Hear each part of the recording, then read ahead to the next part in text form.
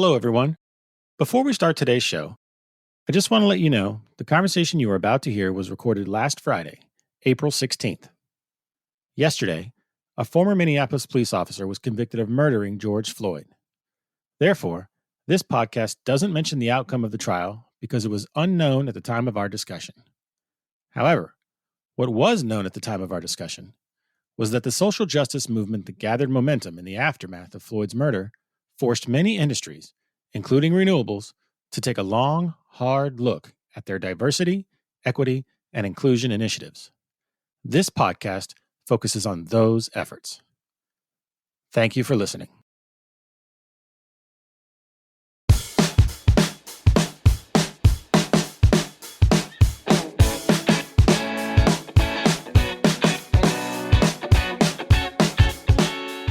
What's up, everyone, and welcome to the Renewable Energy Smart Pod. I'm your host, Sean McMahon, and today we're talking about diversity, equity, and inclusion in the renewable energy sector.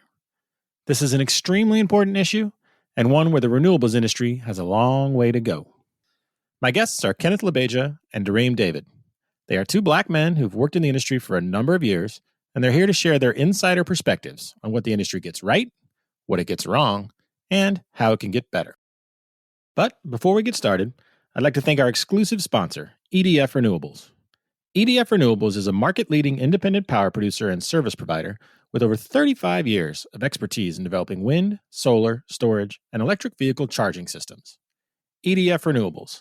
Energy your way.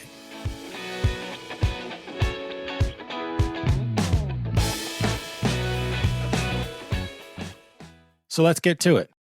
Once again, our topic today is diversity, equity, and inclusion, or DEI, in the renewables sector.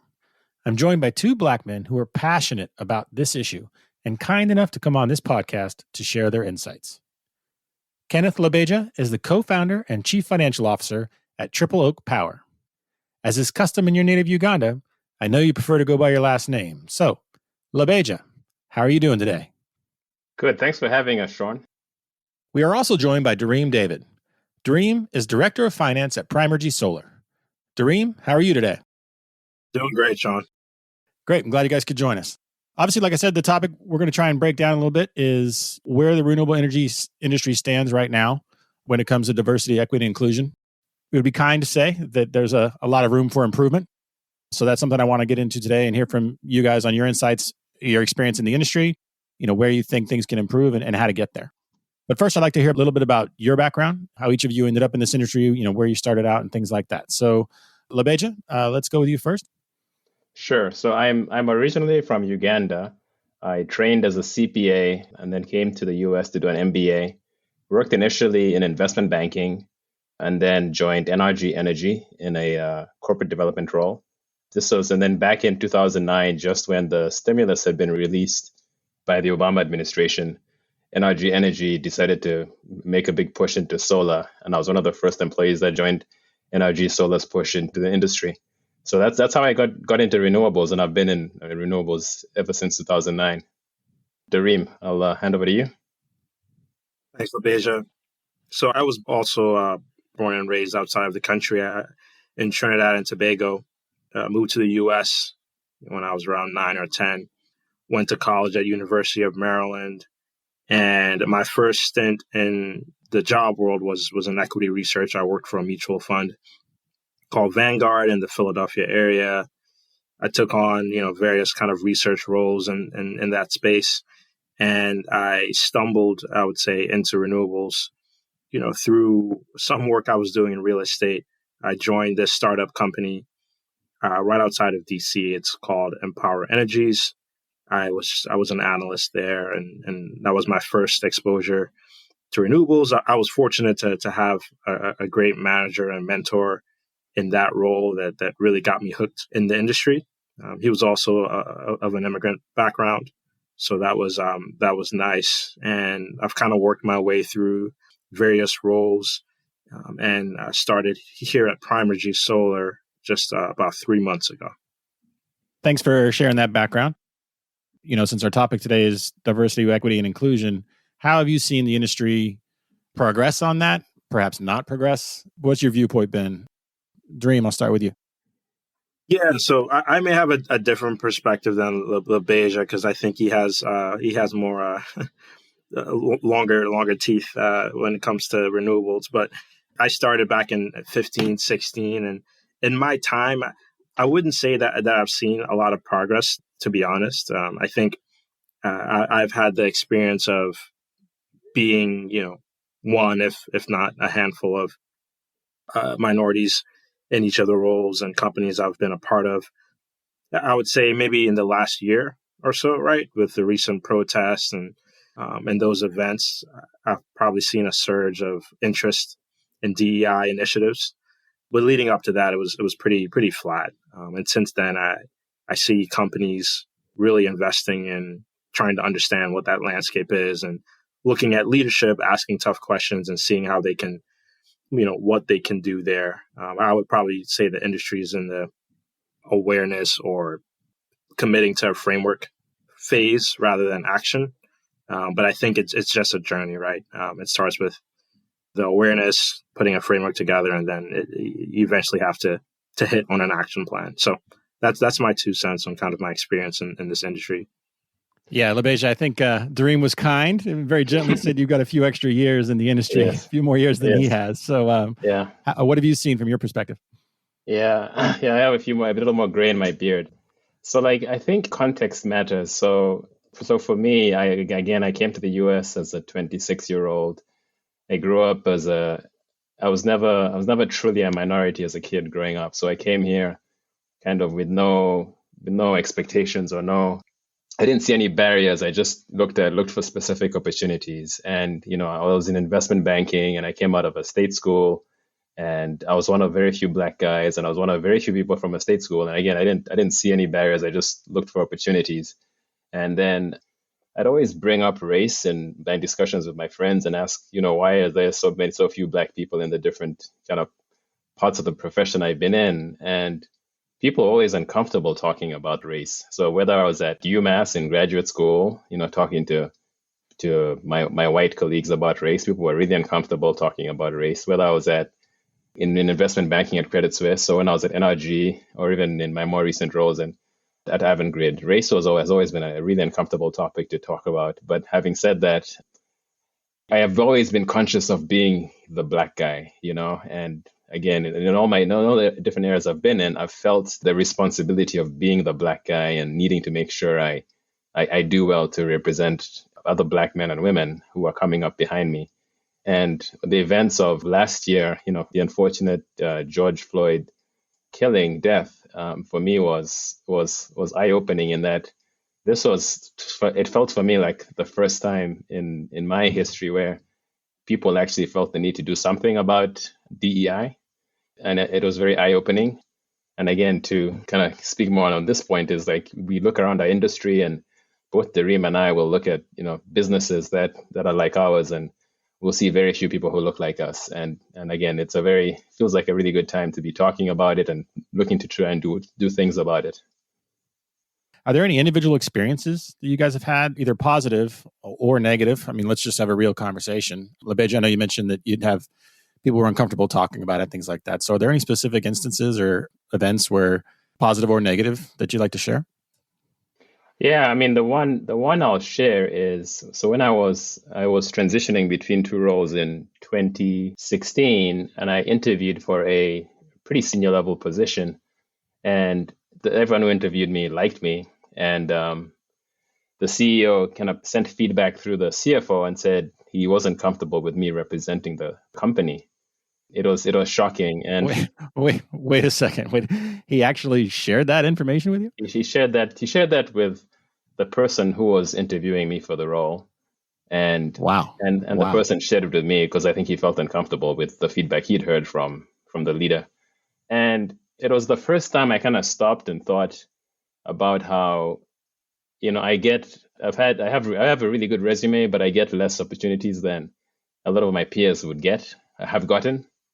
And, again, I come from this majority background, and I tend to just, try and ignore, kind of negative feedback and just try and focus on being successful. But as I look back at that particular time of my life, and I think about the opportunities I interviewed for, and again, I get down to these kind of final rounds of interviews, and I'm struggling to get through these final rounds, and I'm getting feedback like that. And the reality, and again, the unfortunate reality is I stick out like a sore thumb. And in this particular instance, the feedback came back where the guy said he wasn't comfortable with having me be a representative of his company. So that was tough feedback to take.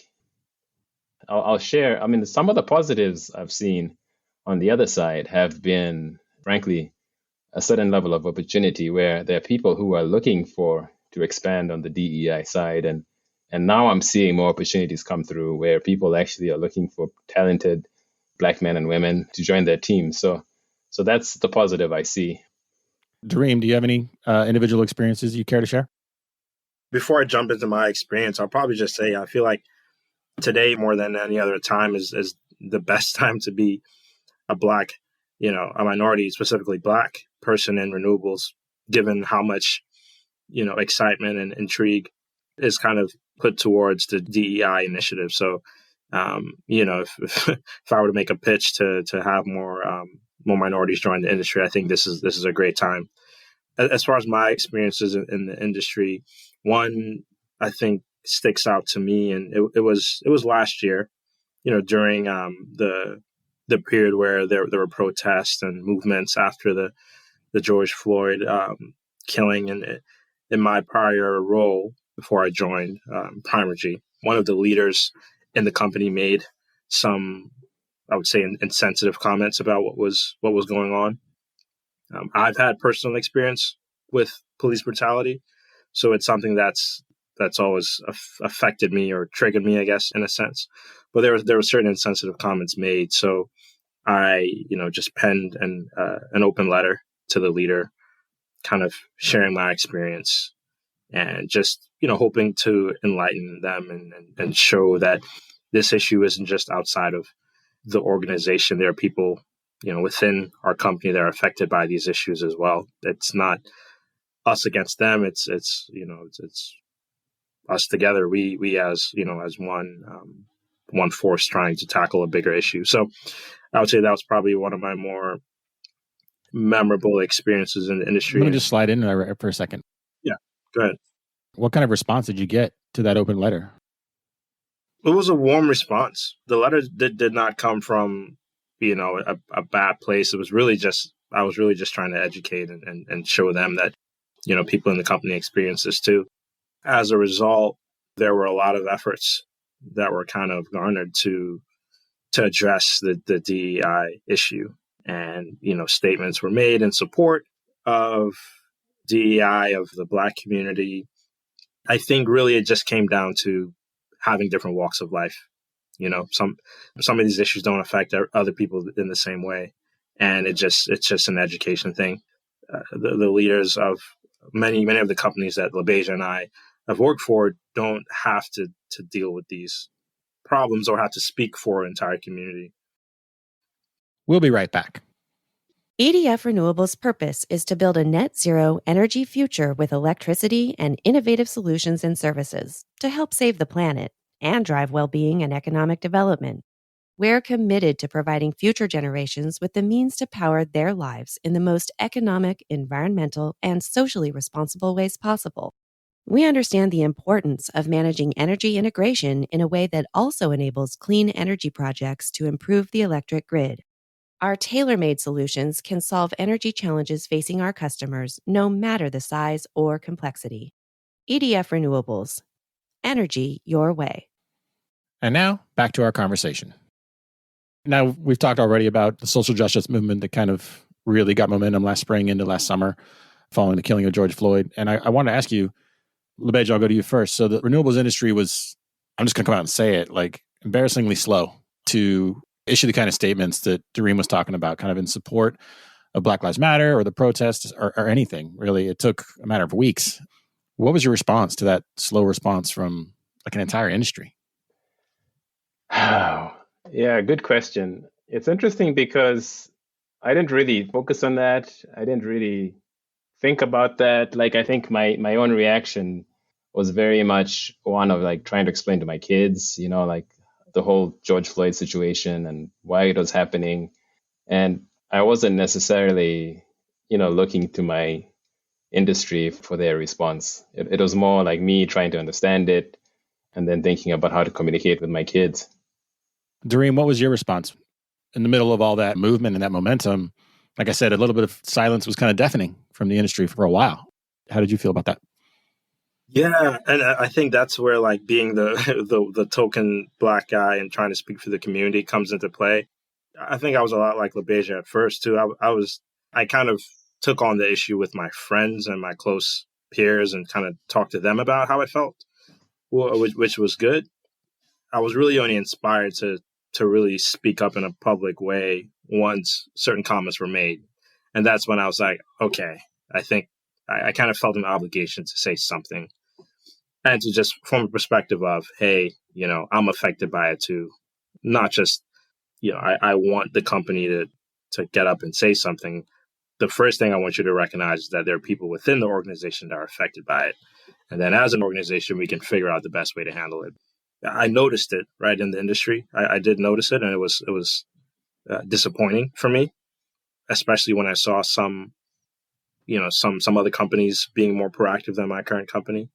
But I wasn't moved to really be public until certain comments were made, and I was like, all right, time to strap the backpack on and speak up. So we're a year later now, or roughly a year later, and I'm someone who's particularly critical of statements of support without action. So what kind of grade would you give the industry on what kind of actions they've taken in the past year? And Doreen, I'll start with you. I would probably give them maybe a B- for effort. Solid B- for effort, because I am seeing DEI committees popping up all over the place. And you go on LinkedIn, you're seeing like talks about this stuff and companies are doing workshops. So the effort is there for sure from an education standpoint. I haven't seen enough, because I can only see within my own organization. From an actual action standpoint, I haven't seen a lot. It's hard to comment on other companies. What I mean by action is, I think, forming those committees and having those open conversations are great. But then what are the like goals that you measure yourself by, that you're actually chasing after? Like, for instance, Primergy, we've had a few of those conversations and workshops, and they were really helpful. And we came away with some simple goals. One of the big ones is targeting HBCUs or, Black networks and seeing if we can extend internship opportunities or, early career opportunities within those communities. That for me is an example of like action that it's hard to say what other companies are doing, but I know within my company where we are making an effort to recruit more from those institutions to kind of put our money where our mouth is. LaBeija, what kind of grade would you give the industry on concrete actions it's taken in the last year? Yeah, so I find it hard to boil it down to a single grade, but I just, building on this question and the prior one, something that occurred to me was I'd say the greatest ally I have is my business partner, Jesse Grona.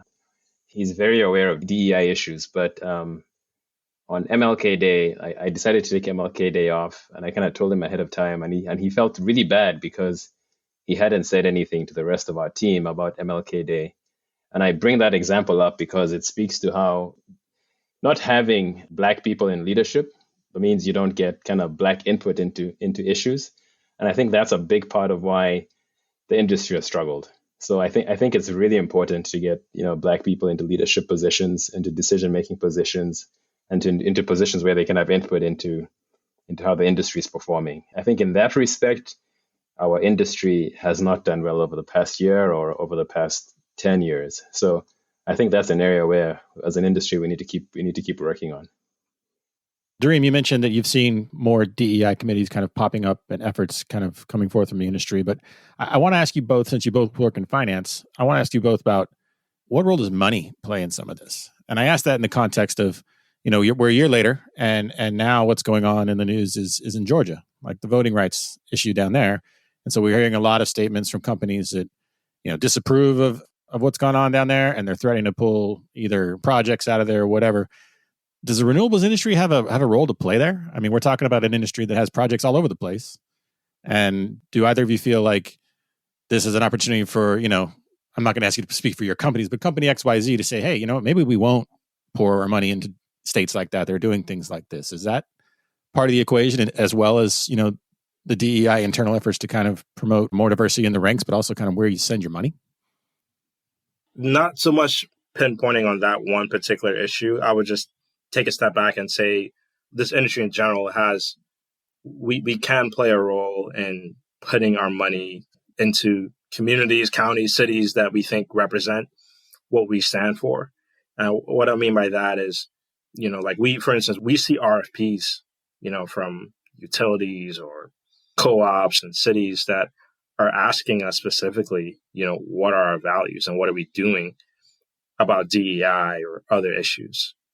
We have to sometimes speak and attest to what we've done to satisfy certain things like that. So I think we can, as an overall industry, I think we can screen or kind of put filters out there to encourage our business partners to take more action or to be more aware of these things.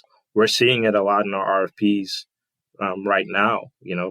Off-takers are asking us what we're doing, right? How are our values aligning with their values? So I think as an industry, we can do a better job overall of aligning our interests with our business partners and kind of putting money in places we think sort of reflect and support what we believe in. So there's always that opportunity there, I think. Labeja, do you have any thoughts on kind of the financial side of this, where the industry could play a role with its money muscle, we'll call it? I think you're right. Money drives a lot of things in our country. I do think it's really difficult for us as an industry to walk away from certain states, based on how we feel they're dealing with social issues, because we're still, for better or worse, still a startup. Even though there's a lot of money going into the industry, we're still very much in the startup phase, and we're all scrambling to make our projects where, if anything, we're all focused on tax credits and getting them allocated to our projects and that kind of thing. So it's tough for us as an industry to stop and say, hey, here's an issue, we need to deal with it. But having said that, I do think with the policy organizations we have as an industry are very important places for us to have those conversations and have the policy organizations help us push the social issues, because individual companies, I think, would struggle, but the policy organizations can do that on our behalves. So now let's talk about solutions in terms of how to attract more diverse talent to the industry. And I'd like to tackle this in kind of two parts. First, recruiting and developing talent that's younger, even coming out of high school or college and things like that. And then we'll kind of talk about experienced professionals, kind of luring them over to the renewables industry. So are you guys aware of any programs at the college or high school level that are kind of training or mentorships that you think do a good job of that? I can take this one first. So I'm a UMass grad. So we just did a session this morning with kids in the business school. Did a session last week with the grads, a session this week with the undergrads. And I was really disappointed because not one Black kid showed up to the undergrad session. It reminded me again of something which my business partner, Jesse, said, which is look beyond that first tier. So I'm reaching out to the Black Students Union at UMass to try and do a session introducing our company to them. Dareem knows this well. Like if you have to kind of go beyond that first tier of people you can interview. Otherwise, for whatever reasons, I think it's a complicated story behind it. Like the Black kids just don't show up to the traditional ways to get into the industry. Dareem, are you aware of any programs, or even maybe when you were coming out of school? I mean, was there anything that you saw or anything just exists right now? Nothing that I'm aware of, not to say that it doesn't exist, but I think within the Black community, so, renewable energy, it kind of, I would say probably within the Black community is seen as like, for lack of better words, like white people problems, I guess, right? So like, or an affluent issue. It's not something that like we think affects us. So we're not drawn to learn more about it. We're just not. We see it as something that's not concerning us, when in reality it affects everyone, right? We're all on the same planet. We're in this industry, at least most people are in this industry to to make a difference and create a better future for everyone.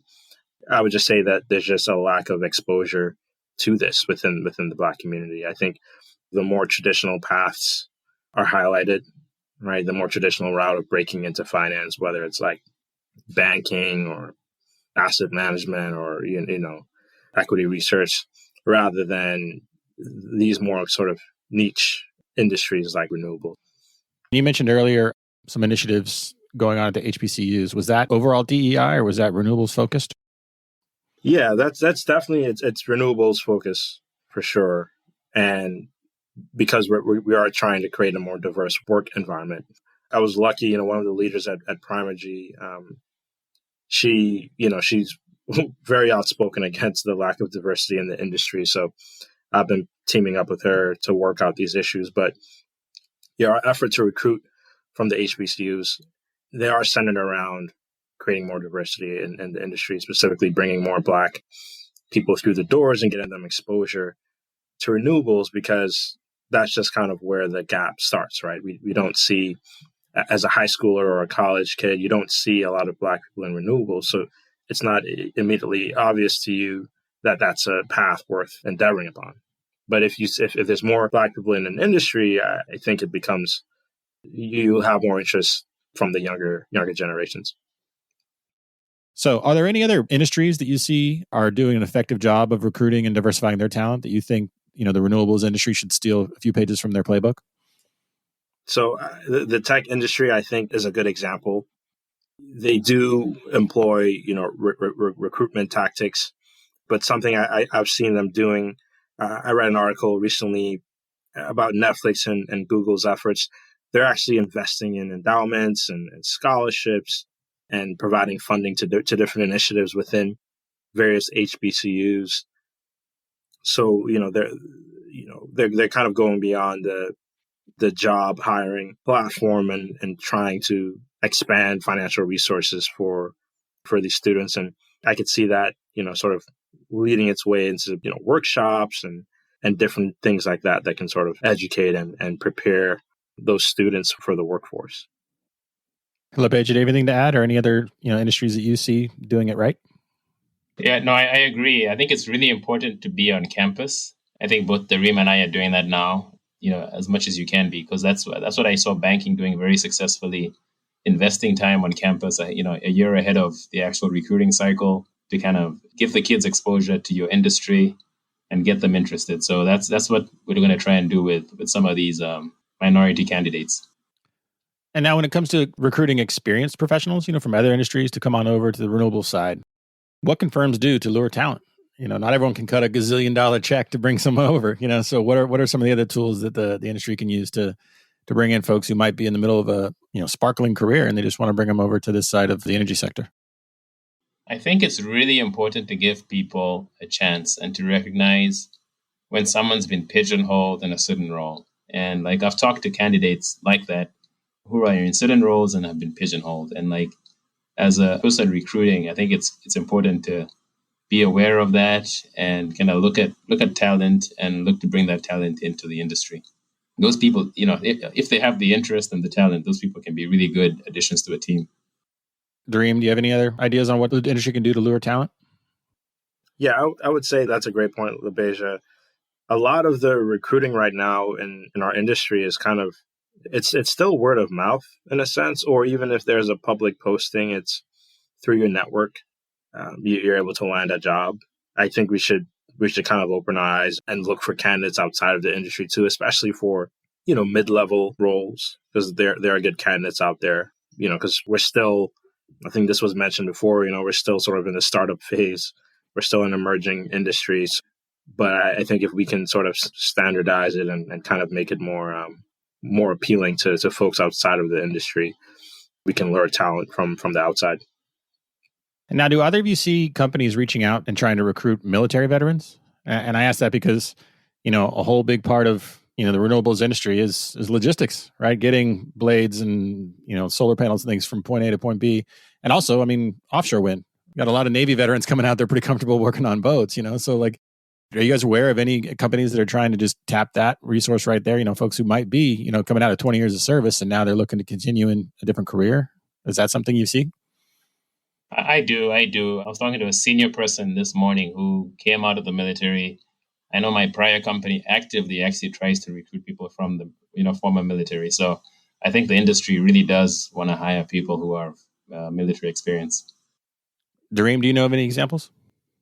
Yeah, I agree. And my former job, I worked with a few veterans, actually, quite a few. So I do think our industry is tapping into that pool of that workforce that's just coming out of their military experience, looking for new opportunities. So now let's talk about folks who are just considering a career pivot. How would you pitch the industry? You both work in finance. So say you have a friend who works in finance at a tech company or a food and beverage company or whatever. How would you say, hey, why don't you come work in the renewable sector? I'd say one of my neighbors works at a very famous apparel company. He talked to me about how it really bothered him from a sustainability angle, because you think about how much we waste in terms of clothing. Like, as much as we love to shop, we toss so much stuff out every day. He really admired what I do because he knows what I'm doing. Even though I'm on the finance side, I'm doing something that's going to help my kids, my grandkids, etc. So I would pitch to my neighbor, to anybody in finance who's thinking about making a pivot, that the work we do is really important. It's not just for us, it's for the planet. And we care not just about renewable energy, we care about waste, we care about, not using too much plastic, we care about, all these different aspects of sustainability. And Dareem, what's your pitch? Yeah, you ask almost anyone in the industry about their role, they're going to say they just love knowing that they're doing something good, right? Whether it's on the finance side or project management or wherever, it's reassuring and comforting knowing that you're doing something for the greater good. That's rewarding, especially within finance, because finance gets a lot of flack, And just from my perspective, this is an emerging industry, and it just seems like there's a lot of opportunity in a lot of ways. It feels like the folks that are in the industry now are the first movers. I know renewables have been around for so long, but the industry is taking a turn, and there's all these new technologies and policies, and there's so much opportunity, especially on the finance side, to come in and figure out how the different creative ways to raise capital and kind of help companies grow. So we've talked a lot about how the industry can diversify itself. If all these promises and all these goals being set by the industry are met in, say, 10 or 20 years from now, what does the industry look like? LaBeja, why don't you take that first? So I think the decision-making improves. So I think one thing I really wanted to convey is, to me, the important aspect of diversity is just having different input, different experience into decisions, into big decisions. And that affects success of the industry, that avoids failure, So I think in 10, 20 years with a more diverse workforce, that more diverse decision makers, I think we're collectively making better decisions for the industry, which therein we're making better decisions for the planet. Dareem, you want to look into the crystal ball? I think we just avoid the trap of we're going to do it this way because this is how we've always done it type of paradigm. But I think in the future, if we expand access and opportunity for a diverse talent pool, the decision-making quality goes way up, and we kind of avoid that implicit bias and making really important business decisions. And that's just an overall great thing for this industry. So I think we should strive for that. Okay. Well, that's all the time we have today for our conversation. I really want to thank both of you for your time. And I hope that if we can continue this conversation, if we get together a year or 5 years from now, we'll be talking about all the progress that's been made. And, maybe those letter grades will go up from a B- to an A or something like that. So once again, thank you both for your time. I really appreciate it. Thank you. Thanks a lot, Sean. Hey, everybody. Just a quick postscript to the conversation you just heard. We talked about how military veterans represent a potential pipeline of talent that might help diversify the renewables industry. When we finished recording, Dareem and LaBeja mentioned they were going to make sure their firm's outreach to the military is shipshape. But I just want to add that as the renewables industry talks about making sure the energy transition is a just transition, there's also another important transition where renewables can and should play an important role. That's the transition members of the military make when they end their service. As I mentioned during this show, there are some natural alignments between the skills the renewables industry needs and the skills some military veterans bring to the table on day one of their own transition. We're going to do a deep dive on this topic on a future episode of this podcast. So if you have ideas about how to optimize this link up between the military and the renewables industry, or if you have suggestions for possible guests, please don't hesitate to get in touch.